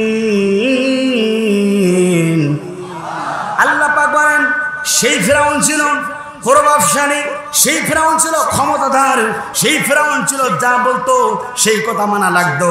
এই ফেরাউন পার্লামেন্ট থেকে যা বলতো আমাদেরকে নির্বিচারে সেই কথা শোনা লাগতো। কথা বলুন ঠিক না বেঠিক? অথবা প্রশাসন বলতো কোরআনের মাহফিল হবে না, আমাদের সব বন্ধ। কথা বলুন ঠিক না বেঠিক? গত এপ্রিল মাসের 15 তারিখ এই ময়দানে আমির হামদার আসার কথা ছিল। এই ফেরাউনের অনুসারীরা বন্ধ করে দেওয়া হয়েছে। এই ফেরাউন অনুসারীরা সেই তাফসীর মাহফিলটাকে বন্ধ করে দেওয়া হয়েছিল। আমার স্নেহের আশিকুজ্জামান অনেকবার কষ্ট করেছে এই যুবকেরা। এই যুবকদের জন্য দোয়া করবেন, এই যুবকদের জন্য দোয়া করবেন। স্বাধীনতার পরে এই 2024 সালে স্বাধীনতার পরে প্রথম তাফসীর মাহফিল, দোয়া মাহফিল আমির হামদার দিয়ে তারাই চেষ্টা করেছিল, পারি না। স্বাধীনতার পরে এই যুবকেরা আপ্রাণ কষ্ট করে তারা অবশ্যই সফলতা আনার জন্য চেষ্টা করতেছে। প্রিয় বন্ধুরা, তাহলে সেই ফিরআউন ছিল ক্ষমতাদার, এই ফিরআউন ছিল পর্যন্ত ক্ষমতাদার, চেষ্টা করেছিল কিন্তু থাকতে পারে নাই। খেলা কার? জোরে বলেন কার? আমার বন্ধুরা, তারপরে সেই ফিরআউন ছিল সীমালঙ্ঘনকারী। সীমালঙ্ঘন করতে করে মাত্রা যখন ছাড়িয়ে গেল, আল্লাহ পাক তাকে পানিতে চুপিয়ে মারলো। আর এই নব্য ফিরআউনের বাচ্চা, ফিরআউনের খালাতো বোন ছিল সেও নব্য ফিরআউনের বাচ্চা, সে সীমালঙ্ঘন করতে করতে এতটাই মাত্রা উঠে গিয়েছিল, মানুষকে মানুষ বলে পরোয়া করতো না। সেই ফিরআউনকে আল্লাহ রাব্বুল আলামিন এই বাংলার জমিন থেকে বিতাড়িত করানো হয়েছে। কথা বলুন ঠিক না বেঠিক? আমার বন্ধুরা, সেই ফিরআউনকে আল্লাহ রাব্বুল আলামিন চুপিয়ে মেরেছিল। আর এই ফিরআউনকে আল্লাহ রাব্বুল আলামিন তার শাড়ি কিছুই নিয়ে যেতে পারলো না, দৌড়াতে পালাইছে। আমরা দেখেছি। কথা বলুন ঠিক না বেঠিক? এই খেলা কার? জোরে বলেন কার? আল্লাহ পাক বলছে নিঃশ্বাসে ছিল সীমালঙ্ঘনকারী। সুতরাং সীমালঙ্ঘন যারা করেছে তাদের কি আর সাপোর্ট করা যাবে? জোরে বলেন যাবে? আমার বন্ধুরা, এবার আপনাদের কাছে আহ্বান জানিয়ে চাই। সুতরাং আমরা চাই সেই ফিরআউনের দলকে অতি তাড়াতাড়ি নিবন্ধন বাতিল করা লাগবে। কথা বলুন ঠিক না বেঠিক? আমরা চাই সেই ফিরআউনের কোনো কাজ 2024 সালের পর থেকে বাংলা জমিন আর হবে না। কারা কারা চান? আল্লাহকে রেখে না হাত নামান। শুধু তাই না, বাংলাদেশ জামাত ইসলামীকে অর্থাৎ 3 তারিখে 2 তারিখে তাদের নিবন্ধন বাতিল করা হলো, আর তাদের 3 দিন পরে দেশ থেকে পালাতে হলো। বাংলাদেশ জামাত ইসলামের কোন কর্মী পর্যন্ত দেশ ছেড়ে পালাই যায় না। আর আমরা এতই দেখতে পারলাম, তুমি 1 ঘন্টার মধ্যে তুমি থাকতেও পারলে না। অনেকে বলতো খেলা হবে, খুঁজে পাওয়া যাচ্ছে না কাউয়া কাদেরকে। কথা বলুন ঠিক না বেঠিক? আমরা কথা মামু আসো, তোমার সাথে আমরা খেলতে চাই। আমাদের বাচ্চাদের সাথে খেলো, তোমার কত সাহস? তুমি সেখানে থাকে একটু বলো বাবা খেলতে চাই, তোমার 1 কান পা পর্যন্ত থাকবে না। সুতরাং যারা খেলা করতে চেয়েছিল সব কোথায়? মাঠের নিচে। কোথায়? সব মাঠের নিচে চলে গিয়েছে। কথা বলুন ঠিক না বেঠিক? প্রিয় বন্ধুরা, এই জন্য জীবনে বেঁচে থাকতে কাউকে বড় কথা বলা যাবে? জোরে বলেন যাবে না? আপনারা এখন ভালো আছেন, আমি আপনাদের দ্বারা আহ্বান করব, লেটেস্ট একটা খবর শোনেন। আমার বাড়ির পাশে একজন হিন্দু মহিলা আছে। সেই মহিলার ছেলেকে দোকানপাট ভাঙা হয়েছে। আমি জিজ্ঞাসা করলাম, দিদি এই কাজ কারা করতে পারে? কথা এই সমাজের কিছু খারাপ চক্করি ব্যক্তি। তো সেই হিন্দু মহিলা আমাকে বলছে জামাত ইসলামের ছেলেপিলি এই কাজ করতে পারে না। আমার দিদি গতকালকে আমি গত পরশু চকলেট দিচ্ছি আমি মালয়েশিয়াতে আসার পরে, আমি যখন দিদি গেলাম তিনি আমাকে বললো যে আগামী নির্বাচন যদি হয়, আমি একজন হিন্দু মহিলা বলছি, বাবা তোমাকে সাক্ষী রেখে বলছি, তার 5টা সন্তান। মহিলা আমাকে এতটুকু বললো আগামী নির্বাচনে হয় আমি জামাত ইসলামী ড্রাইভার ভোট দেবো। তাই বোঝাই যাচ্ছে হিন্দুরা পর্যন্ত জামাত ইসলামকে ভালোবাসে, কারণ তারা জানে জামাত ইসলামের কর্মী দ্বারা এই বাংলাদেশে কোনো মারামারি হতে পারে না। তারা জানে বাংলাদেশের জামাত ইসলামী অর্থাৎ জামাত ইসলামের কর্মীরা ওই আপনার মন্ডলে আগুন ধরায় না, বড় পুজো মন্ডল তারাই পাহারা দিতে পারে। সুতরাং প্রিয় উপস্থিতি, আপনাদেরকে লক্ষ্য করে বলতে চাই, আপনার দ্বারা আপনার ভাই কষ্ট পাক, এটা কি চান? জোরে বলেন চান? না। আমার বন্ধুরা, তাহলে লক্ষ্য করুন, এরপরে আল্লাহ রাব্বুল আলামিন এই কোরআনুল কারীমের ভিতরে ঘোষণা করছেন, বান্দা শুনে রাখো, তাই সেই ফিরআউন ছিল প্রভাবশালী, সেই ফিরআউন ছিল সবচেয়ে ক্ষমতাধর। আল্লাহ রাব্বুল আলামিন তাকে বিদায় গ্রহণ করেছেন ওই ক্ষমতাধর আর ক্ষমতা অপব্যবহার করার কারণে। সুতরাং আমার দ্বারা যেন এই সমাজে কোনো ক্ষমতার অপব্যবহার যেন না হয়, এটাকে লক্ষ্য করতে হবে। কথা বলুন ঠিক না বেঠিক? 3 নম্বর সেই ফিরআউনের কাজ ছিল সে তার জাতির লোকদেরকে পথভ্রষ্ট করত, অর্থাৎ জাতির লোকদেরকে মূর্খ বানার জন্য চেষ্টা করেছিল। সে তার জাতির লোকদেরকে শিক্ষা ডিপার্টমেন্টকে ধ্বংস করার জন্য চেষ্টা করেছিল। আর আজকে আমরা বর্তমানে দেখলাম এই নব্য ফিরআউনের বাচ্চা বাংলাদেশের মেধাবী ছাত্রদেরকে ধ্বংস করার জন্য, মেধাকে ধ্বংস করার জন্য শিক্ষা ডিপার্টমেন্ট খাওয়ানোর কথা খেয়ে ফেলাইছে। কথা বলুন ঠিক না বেঠিক? বাংলাদেশে সেই ফেরাউন করেছিল, জাতির লোকদেরকে পথভ্রষ্ট করতে চেয়েছিল, মূর্খ বানাতে চেয়েছিল। আর এই ফেরাউনের মন্ত্রী পরিষদ বাংলাদেশের শিক্ষা ডিপার্টমেন্টটাকে ধ্বংস করেছে। কথা বলুন ঠিক না বেঠিক? সেই শিক্ষামন্ত্রী গতকালকে, অর্থাৎ দীপমণি, আমার দীপমণি আপা, গতকালকে যখন ওঠানো হলো অর্থাৎ সিএমএস আদালতে, তাকে ডিম গালাগালি জুতোর বাড়ি এতটাই খেলো। আমার নিজের স্ত্রী কাছে, আল্লাহ, একজন মন্ত্রী এখান থেকে 15 দিন আগে যে পুলিশেরা তাকে সিলেক্ট করতো, সেই পুলিশের লাঠি খেয়ে আজকে বিদায় গ্রহণ করতেছে। এই খেলা কার? জোরে বলেন, এই খেলা কার? ইন্না বাদশা রব্বিকা লাশাদীদ। আল্লাহ পাক ধরলে কেউ আর কেউ রাখতে পারে। আবার দেখলাম তিনি অর্থাৎ অধ্যক্ষদেরকে 50 লাখ টাকা আর যারা ভিসিদেরকে 2 কোটি টাকার পদ বিক্রি করত। কথা বলুন ঠিক না বেঠিক? জোরে বলেন। অর্থাৎ ভিসিকে তারা 2 কোটি টাকা দিয়ে ভিসির পোস্ট বিক্রি করতো এই দীপমণি, আর 50 লক্ষ টাকা অধ্যক্ষদের পদ আপনার পোস্ট বিক্রি করে চলতো দীপমণি। সুতরাং এর শাস্তি কম হবে না বেশি হবে? জোরে বলেন। তাহলে সেই ফেরাউন করেছিল জাতির লোকদেরকে পথভ্রষ্ট করাতে, আর এই ফেরাউন চাইছিল বাংলাদেশের সমস্ত মানুষদেরকে মূর্খে পরিণত করার জন্য। কথা বলুন ঠিক না বেঠি? এটা আমার কথা না, কোরআনুল কারীমের কথা। আমার বান্দা আল্লাহ রাব্বুল আলামিন সূরা তাহার 79 নম্বর আয়াতে বলেন, আল্লাহ রাব্বুল আলামিন সেই ফেরাউন করেছিল কি কাজ? আর আল্লাহ পাক বলেন, এই ফেরাউন তার সম্প্রদায়ের লোকদেরকে পথভ্রষ্ট করেছিল এবং সৎ পথ দেখাই নাই। কথা বলুন ঠিক না বেঠি? সেই ফেরাউন তার অনুসারীদেরকে ভালো পথে চালাই নাই, পথভ্রষ্ট কাজে তারা অংশগ্রহণ করার জন্য কাজ করেছিল। আর এই ফেরাউনটি একই কাজ করেছিল। এই ফেরাউন তার সম্প্রদায়ের লোকদেরকে পথভ্রষ্ট করেছিল, সৎ পথ দেখাই নাই। সৎ পথ দেখানোর জন্য কোরআনের তাফসীর মাহফিল, সেই মাহফিলগুলোকে বন্ধ করে দেওয়া হয়েছিল। কথা বলুন ঠিক না বেঠি? এই জন্য প্রিয় বন্ধুরা, এই জন্য আমরা বলতে চাই, এই ফেরাউনের অনুসারী যারা এই দেশে আছে তাদের বিচার হোক, চাই কিনা? জোরে বলেন চাই কিনা? এই জন্য আপনার আমার উদাত্ত আহ্বান হলো অন্তর্বর্তীকালীন সরকারের প্রধানের কাছে, ডক্টর ইউনূসের কাছে, যারা দুর্নীতি করেছে, যারা বাংলাদেশকে ধ্বংস করার জন্য এই ফেরাউনের অনুসারী যারাই আছে, তাদেরকে অনতিবিলম্বে গ্রেপ্তার করে দৃষ্টান্তমূলক শাস্তি এই বাংলার মুসলমান দেখতে চায়। কথা বলুন ঠিক না বেঠি? প্রিয় বন্ধুরা, তাহলে ফেরাউনের কথা বলছিলাম, সেই ফেরাউন একই কাজ করেছিল, এই ফেরাউন একই কাজ করে চলে গেল।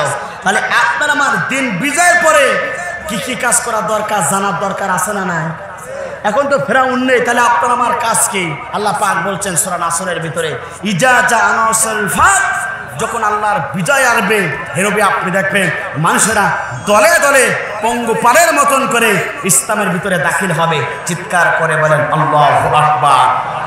আজকে দলে দলে সবাই বলতে, হুজুর আমরা জামাত ইসলামী করতে চাই। কথা বলুন ঠিক না বেঠি? সবাই বলতে, হুজুর আমরা ইসলামের পক্ষে কাজ করতে চাই। তবে আপনাদের উদাত্ত আহ্বান জানাচ্ছি, আগামী নির্বাচনে বাংলাদেশে ইসলামী পন্থীরা অবশ্যই দাঁড়াবে। আপনারা আমার সমর্থন যেন সেই নামাজীর পক্ষে হয়, কোরআন প্রেমিক ব্যক্তির পক্ষে হয়। কথা বলুন ঠিক না বেঠি? ইসলামপন্থীরা ক্ষমতা দিতে পারে, পার্লামেন্ট থেকে 1 নম্বর আইন পাস হবে নামাজের আইন। কথা বলুন ঠিক না বেঠি? এদেশে ধর্ষণকারী থাকবে না, দুর্নীতিবাজ থাকবে না, এদেশে কোনো মানুষ নির্বিচারে চলবে, কেউ কারোর একটি কেস পর্যন্ত দিতে পারবে না। উপস্থিতি, সুতরাং আপনার আমার দায়িত্ব এবং কর্তব্য সম্পর্কে কিছু কথা বলতে চাই। এবার আপনার আমার দিন বিজয় হয়ে গেল, মক্কা বিজয় হয়ে গেল। সকলেই জানেন বিশ্বনবী অর্থাৎ বিনা রক্তে মক্কা বিজয় করলেন, সমস্ত মানুষগুলোকে ক্ষমা করে দিলেন। সেই মক্কার বুকে ইসলাম প্রতিষ্ঠা করেছিলেন। দীর্ঘ 10টি বছর ধরে ইসলাম প্রতিষ্ঠা হলো, সোনার সমাজ তৈরি হয়ে গেল। সুতরাং আপনাকে সিদ্ধান্ত গ্রহণ করতে হবে, এই বাংলাদেশকে সোনায় পরিণত করতে গেলে আপনার আমার কাজকর্ম দরকার আছে না নাই? জোরে বলেন আছে না নাই?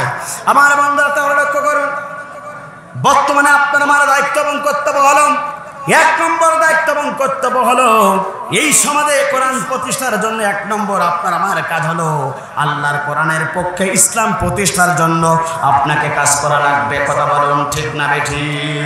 মক্কায় বিজয় হয়ে গেল, আল্লাহ নবীর সঙ্গে সঙ্গে সমস্ত মানুষকে ক্ষমা করে দিল। আর সমস্ত মানুষগুলোকে অনুসারীকে বলা হলো, শুনে রাখো, এই ইসলাম প্রতিষ্ঠার জন্য এখন থেকে তোমাদেরকে কাজ করা লাগবে, এখন থেকে তোমাদেরকে কোরআনের পক্ষে থাকা লাগবে। এই জন্য আল্লাহ পাক কোরআনুল কারীমের ভিতরে বলছেন, ইন্নাদ-দীনা ইনদাল্লাহিল ইসলাম, আল্লাহর কাছে একমাত্র শুধুমাত্র কেবলমাত্র পূর্ণাঙ্গ জীবন ব্যবস্থা নাম হচ্ছে ইসলাম। আপনাকে অবশ্যই ইসলামের পক্ষে আপনাকে থাকতে হবে। কথা বলুন ঠিক না বেটি? যুগে যুগে যারা ইসলামের পক্ষে ছিল, যুগে যুগে যারা কোরআনের পক্ষে ছিল, আল্লাহ রাব্বুল আমিন তাদেরকে বিজয় দান করেছিল। ইতিপূর্বে সমস্ত নবী রাসূলুল্লাহ এই দিন প্রতিষ্ঠার জন্য আন্দোলন করেছেন, এই দিন প্রতিষ্ঠার জন্য তারা কাজ করেছেন, এই দিন প্রতিষ্ঠার জন্য তারা শ্রম দিয়েছে। আপনার আমার নবী না, শুধু নূহ আলাইহিস সালাতু ওয়াস সালাম এই দিনের কাজ করেছিল, আল্লাহ পাক সেই নূহকে বিজয় দান করেছিলেন। আমার বন্ধুরা, মিল্লাত আবিকুম ইব্রাহিম, মুসলিম জাতির পিতা ইব্রাহিম আলাইহিস সালাতু ওয়াস সালাম এই দিনের কাজ করেছিল। ইব্রাহিম নবীকে আল্লাহ রাব্বুল আমিন বিজয় দান করেছিলেন। শুধু এখানে শেষ নয়, মুসা আলাইহিস সালাতু ওয়াস সালাম দিনের কাজ করেছিলেন, মুসাকে আল্লাহ রাব্বুল আমিন দিন বিজয় দান করেছিলেন। ঈসা আলাইহিস সালাতু ওয়াস সালাম দিনের কাজ করেছিলেন, ঈসাকে বিজয় প্রতিষ্ঠা হয়ে গিয়েছিল। আপনার আমার নবী, বিশ্ব নবী, আখিরি জামানার নবী, তিনিও দিনের কাজ করেছিল, দিনের পথ আন্দোলন করেছিল। মক্কা বিজয় হয়ে গেল, দিন প্রতিষ্ঠা হয়ে গেল। 2024 সালে এই বাংলাদেশ বিজয় হয়েছে। ঠিক এই বাংলাদেশে আপনাকে আমাকেও ইসলামকে প্রতিষ্ঠার জন্য ইসলামের পতাকার তলে আপনাকে আমাকে শামিল হতে হবে। কথা বলুন ঠিক না বেঠি? বিশ্বনবী শেখাকে এই কাজ করেছে। আল্লাহ পাক বলেন, হুয়াল্লাযী আরসালা রাসূলা বিল হুদা ওয়া দীনিল হক লিইজহিরাহু আলাদ-দীনি কুল্লিহি ওয়া লাহু কারিহাল মুশরিকুন। আল্লাহ পাক বলেন, তিনি তো সেই সত্তা যিনি তার রাসূলকে পৃথিবীতে সত্য দিন সহকারে আল্লাহ রাব্বুল আমিন প্রেরণ করেছিলেন। এরকম তোমার দায়িত্ব এবং কর্তব্য হলো গোটা পৃথিবীতে যত জীবন ব্যবস্থা আছে সমস্ত জীবন ব্যবস্থাকে ডাস্টবিনে ফেলে দিয়া আল্লাহর জমিনে আল্লাহর দিন প্রতিষ্ঠার জন্য কাজ করতে হবে। কথা বলুন ঠিক না বেঠি? তাহলে প্রিয় বন্ধুরা, আপনার আমার নবী এই দিন প্রতিষ্ঠার জন্য কাজ করেছেন, আপনার আমার নবী এই দিনের কাজ করেছেন, আপনার আমার নবী এই কালেমার দাওয়াত দিয়েছেন। সুতরাং আপনাকে আমাকে এখন সিদ্ধান্ত গ্রহণ করতে হবে, এই বাংলাদেশে আগামী দিনে ইসলাম প্রতিষ্ঠার জন্য আপনাকে এই দিনের পক্ষে থাকতে হবে, কালেমার পক্ষে থাকতে হবে। কথা বলুন ঠিক না বেঠি? কারা কারা সেই দিন প্রতিষ্ঠার জন্য আন্দোলন করবেন? দুহাত তুলে একটু আল্লাহকে দেখিয়ে দেয়। আপনাকে আমাকে রাসূল যে কাজ করেছিল, দিন প্রতিষ্ঠার জন্য কাজ করেছিল, এখন আপনাকে আমাকে সেই দিন প্রতিষ্ঠার জন্য আন্দোলন করার দরকার আছে না নাই? জোরে বলেন, আছে না নাই? আপনি দিন থেকে সরে গেলে লা ইয়াকরাফিদ দিন, দিন থেকে 1 ইঞ্চি সরে যাবে না। দিন থেকে যদি 1 ইঞ্চি সরে যান, আপনার মৃত্যু জাহিলিয়াতের মৃত্যুর সাথে সম্মিলিত হয়ে যাবে। সুতরাং আপনাকে আমাকে সেই দিনের পক্ষে থাকার দরকার আছে না নাই? আমার বন্ধুরা, তাহলে লক্ষ্য করুন, নবী এবং রাসূলগণ এই সমাজে এই দিন প্রতিষ্ঠার জন্য আন্দোলন করেছেন। আমার বন্ধুরা, সব এখানেই শেষ নাই।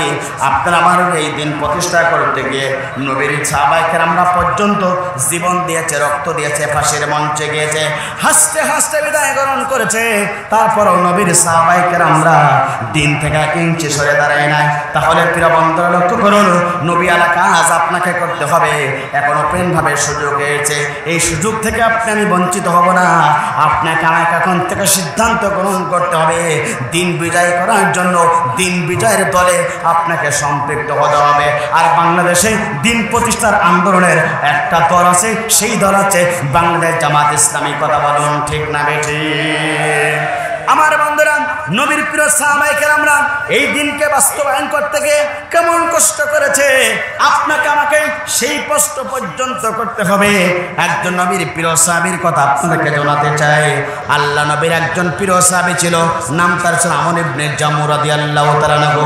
আল্লাহ নবীর প্রিয় সাহাবী আমর ইবনে জামুহ রাদিয়াল্লাহু তাআলা আনহু প্রাথমিক যুগে তিনি ইসলাম কবুল করতে পারেন নাই, কালেমা তিনি গ্রহণ করতে পারেন নাই। তার 3টা সন্তান ছিল। হঠাৎ করে আমর ইবনুল জামুহ রাদিয়াল্লাহু তাআলা আনহু 3টা সন্তানই কালেমা পড়ে মুসলমান হয়ে গেল। মুসলমান যখন হয়ে গেল, আমর ইবনুল জমুর তিনটা সন্তান ইসলাম কবুল করার পরে বাবার সামনে এসে বলে, বাবা আমরা ইসলাম কবুল করেছি, কালেমা গ্রহণ করেছি, আপনি খুশি কেন একটা আপনার জবান থেকে জানতে চাই। সঙ্গে সঙ্গে আল্লাহ নবীর প্রিয় সাহাবী আমর ইবনুল জমু বলল, না না না আমার সন্তান, আমি তোমাদের বাবা, তোমাদের প্রতি সন্তুষ্ট হতে পারলাম না। সঙ্গে সঙ্গে তিনটা সন্তান বাবাকে লক্ষ্য করে বলল, আমার আব্বা জান আপনি শুনে রাখুন, যদি ইসলাম কবুল করতে পারেন, ইসলামের প্রতি আন্দোলন করতে পারেন, তাহলে আল্লাহ পাক আপনাকে দুনিয়াতেও মর্যাদা দেবে, আখিরাতেও সম্মানিত করবে। একবার জোরে জোরে বলুন আল্লাহু আকবার। তিনটা সন্তান যখন এই কথা বলল, আমর ইবনুল জমু ইসলাম কবুল করলেন না, কালেমা গ্রহণ করলেন না, তার স্ত্রী পর্যন্ত ইসলাম কবুল করলেন, তিনি গোপন রাখলেন।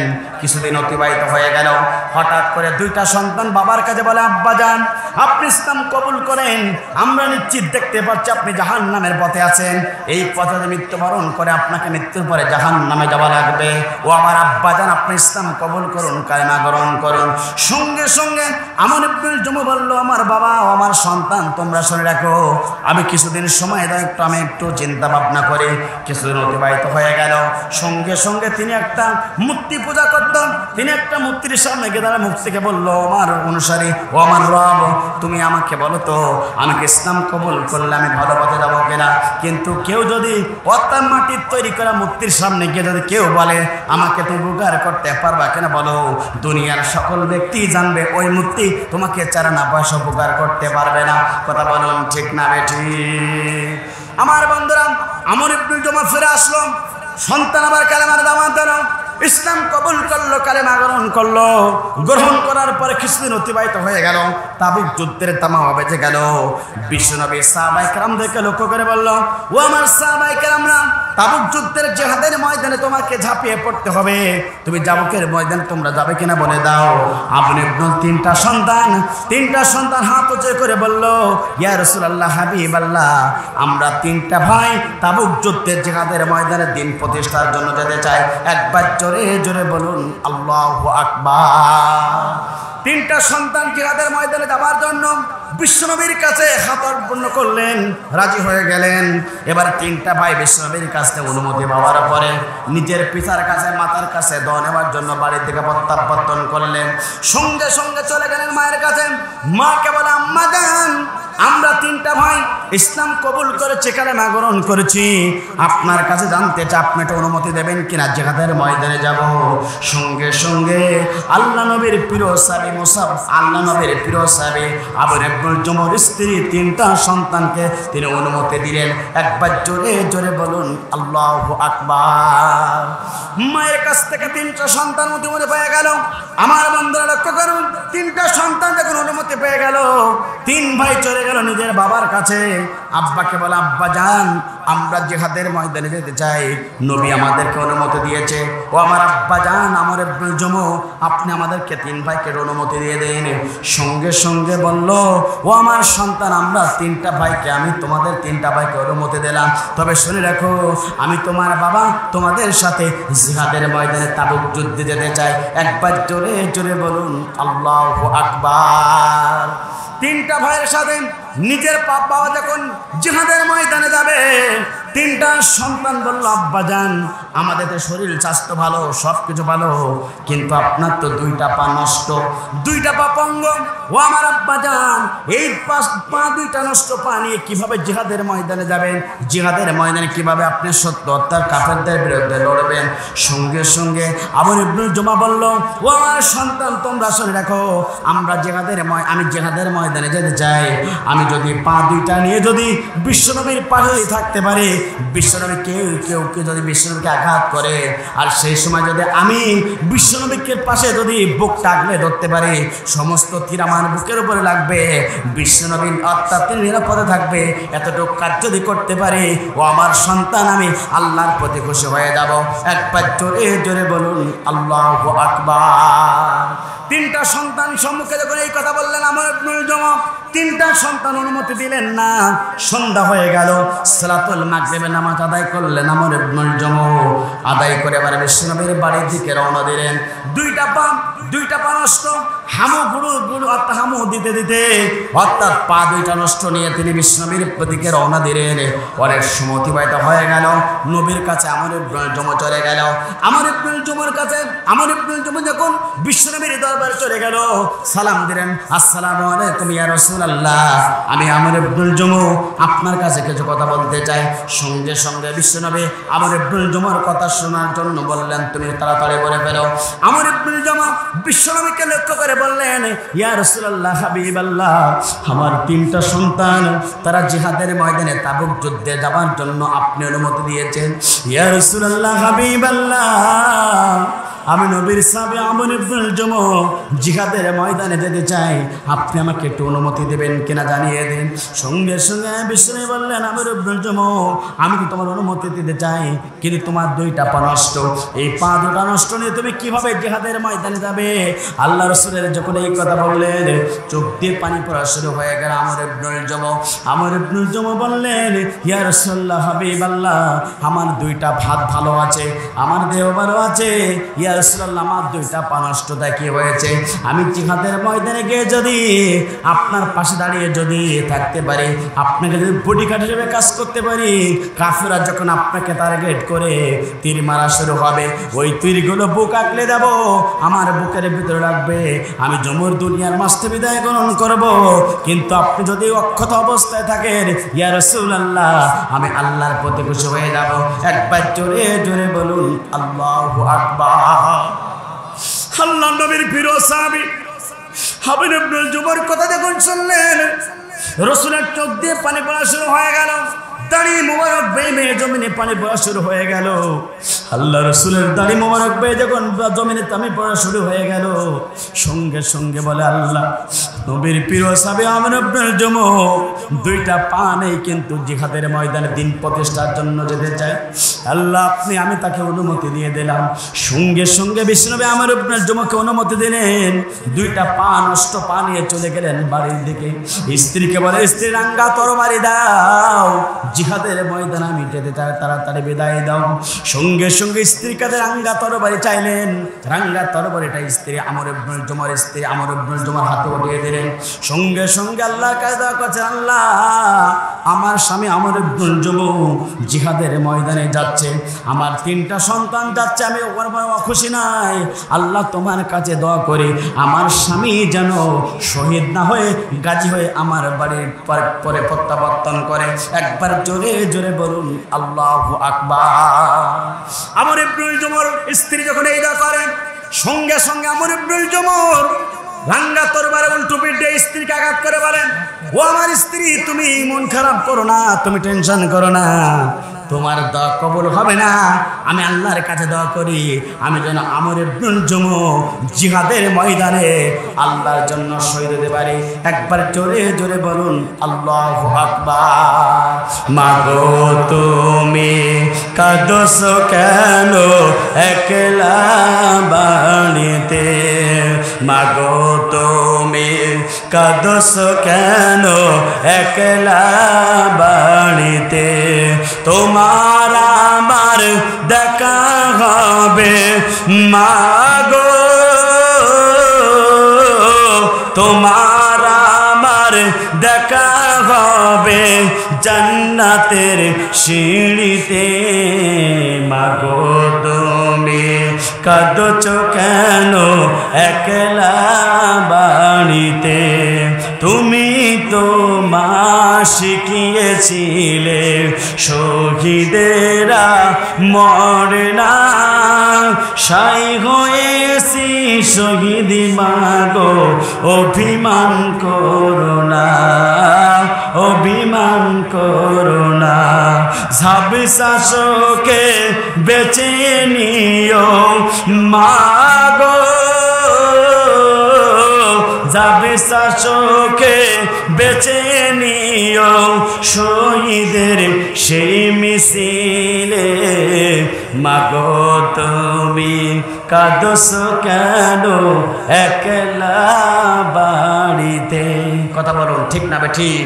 কত মা যে তার সন্তানের জন্য দোয়া করেছে, আল্লাহ আমি তোমার দরবারে যাই না আমাদের দোয়া করছি আমার সন্তানেরা বাংলাদেশের রক্ষার জন্য ছাত্র আন্দোলনে ওই ঢাকার পথে বাইতুল মোকাররমের পথে রওনা দিয়েছে। আল্লাহ তাদেরকে শহীদ করে নাও, গাজী করে নাও, বাংলাদেশকে বিজয় দান করো। কথা বলুন ঠিক না বেঠে? অসংখ্য মায়ের দোয়া কবুল হয়েছে, অসংখ্য বাবার দোয়া কবুল হয়েছে, যার কারণে বাংলাদেশে লাল পতাকা খচিত হয়ে রাঙ্গা পতাকাগুলো বাংলাদেশের মানুষের আবার ফেরত পেয়েছে। কথা বলুন ঠিক না বেঠি?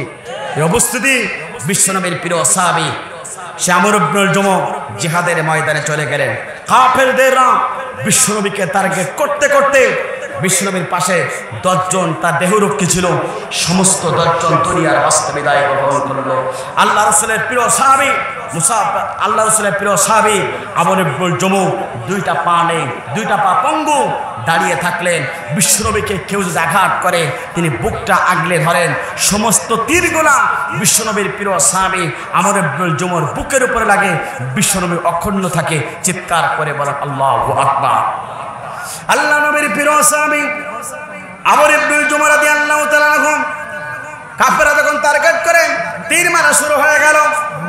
এইভাবে যখন শুরু হয়ে গেল, তীর মারতে মারতে যখন তিনি দুনিয়ার মাঝে বিদায় গ্রহণ করলেন, বিজয় হয়ে গেল, তাবুক যুদ্ধ বিদায় হয়ে গেল।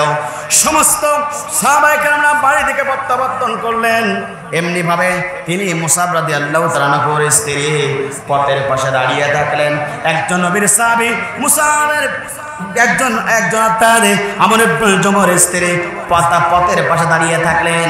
একজন রাসূলের সাহাবী চলে যাচ্ছেন, ও সঙ্গে সঙ্গে আমর ইবনুল জুমুহর স্ত্রীকে লক্ষ্য করে বলল, ও আমর ইবনুল জুমুহর স্ত্রী তুমি শুনে দেখো, আমি শুনতে পারলাম, আমি জানতেও পেরেছি তোমার প্রথম সন্তান দুনিয়ার মাঝে বিদায় গ্রহণ করেছে। সঙ্গে সঙ্গে আমর ইবনুল জুমুহর স্ত্রী শুকর আদায় করলো।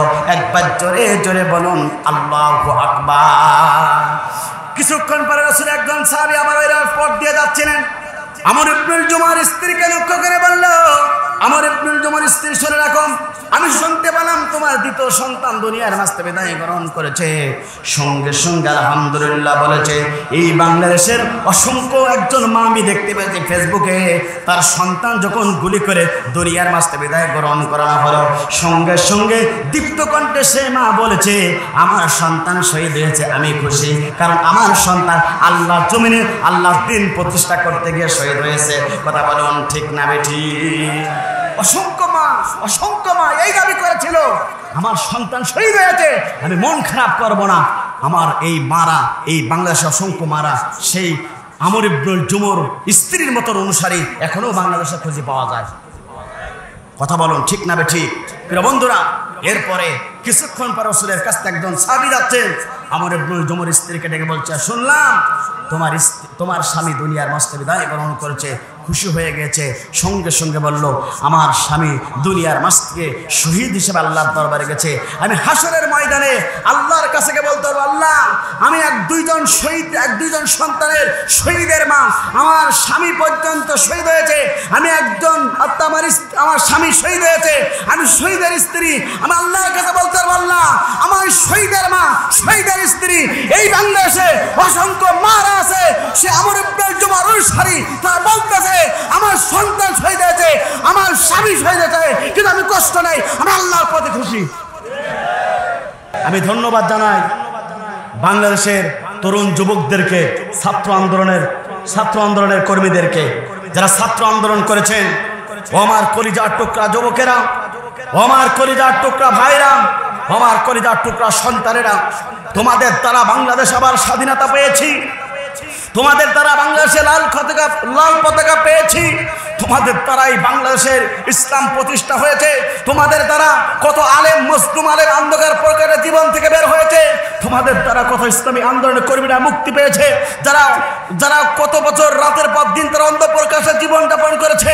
ও ও আমার বাংলাদেশের প্রত্যেকটা যুবকদেরকে লক্ষ্য করে বলতে চাই, তোমরা বিন বিজয়ের জন্য অগ্রগণী ভূমিকা রেখেছো।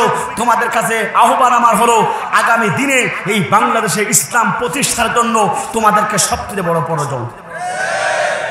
কারণ তোমরা বাংলাদেশ স্বাধীন করেছো, বাংলাদেশ তোমাদের কাছে নিরাপদ। তবে তোমাদের জন্য সবচেয়ে বড় পাওয়া হলো, ও আমার যুবকেরা, তোমাদের দ্বারাই বাংলাদেশ প্রতিষ্ঠার জন্য তোমাদেরকে দিনের পথে ঝাঁপিয়ে পড়তে হবে। তোমরা 5 ওয়াক্ত নামাজ পড়বে। বাংলাদেশের যুবকদেরকে লক্ষ্য করে বলতে চাই, তোমরা 5 ওয়াক্ত নামাজ পড়বে, দুনিয়ার খারাপ কাজ থেকে ফিরে আসবে, আল্লাহর জমিনে আল্লাহর ইকামতের দিনের কাজ করা লাগবে। কথা বলুন ঠিক না বেঠিক? অতএব কোরআনের সাথে যারা সম্পৃক্ত থাকে ওই জীবন কোনোদিন খারাপ পথে যেতে পারে না। যার সম্পর্ক কোরআনের সাথে ওই যুবকটা দুনিয়ার কোনো মদ গাদার সাথে সম্পৃক্ত হতে পারে না। আর বিশ্বাস করুন, এই পার্লামেন্টে যদি কোরআনের আইন পাশ হয়, মদ গাঁজা ইয়াবা ফেন্সিডি 24 ঘন্টার ভিতরে বাংলাদেশ থেকে বিতাড়িত বাধ্য। কারণ এই মদ গাঁজা হারাম করেছেন তিনি কে? জোরে বলেন তিনি কে? সুতরাং আমার মুহতারামের মতন কোরআনের পাখিগুলো যদি ওই পার্লামেন্টে যায়, ওরা 1 নম্বর বিল পাশ করবে, ইসলাম প্রতিষ্ঠার জন্য নামাজের আইন পাশ করবে। মদ যত প্রকার আছে, মদের লাইসেন্স বাতিল হয়ে যাবে। ইয়াবা যত প্রকার যে জায়গা থেকে আছে সেটা বন্ধ হয়ে যাবে। কথা বলুন ঠিক না বেঠিক? তাহলে এই সমাজের ইয়াবা ফেন্সিডিল খারাপ কাজ যদি বন্ধ হয়ে যায়, এই বাংলাদেশটা হবে একটা সোনার বাংলাদেশ। কথা বলুন ঠিক না বেঠিক? এই জন্য আমার বাংলাদেশের যুবকদেরকে লক্ষ্য করে বলতে চাই, আজকের যুবক আগামী দিনের ভবিষ্যৎ। আজকের যুবক বাংলাদেশ ইসলামী আন্দোলনের ভবিষ্যৎ। আজকের যুবক বাংলাদেশ ইসলাম প্রতিষ্ঠার জন্য সবচেয়ে বড় অবদান রাখবে। সেই যুবক কারা কারা?